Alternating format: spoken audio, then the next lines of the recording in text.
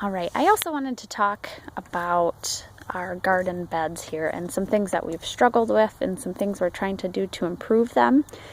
You can see we have mostly attempted at raised garden beds. Our native soil is very clay.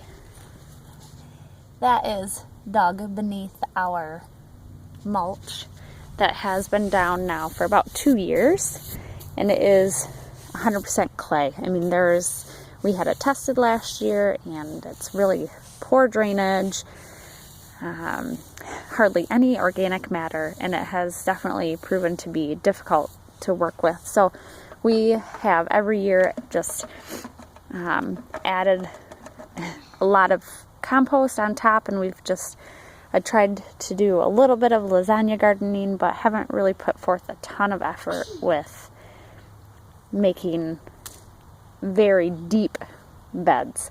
So this year we're digging out a swale to help with the drainage, and as we're doing that, I am adding some of the native clay soil to that, and some of the wood chips that have been down for a couple years and really started to decompose.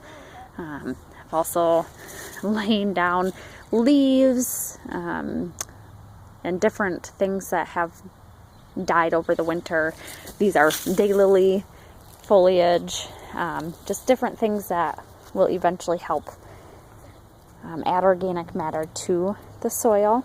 I plan on going over this with another layer of leaves, even adding some coarse sand, and then some soil amendments like bone meal and blood meal,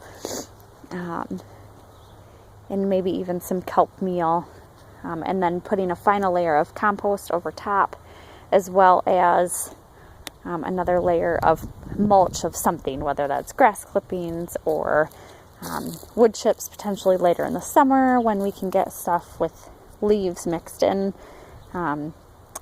Or also I have bags of dried leaves too that I'm thinking might help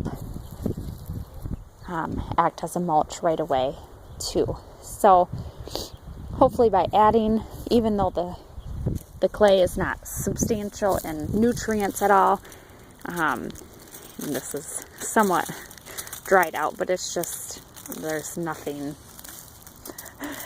no organic matter or anything, but it will help hold moisture and everything. So we're adding just a very thin layer of that throughout the garden beds, and then adding some things on top that will hopefully over time break down the clay and really make it a thick bed of really good garden soil.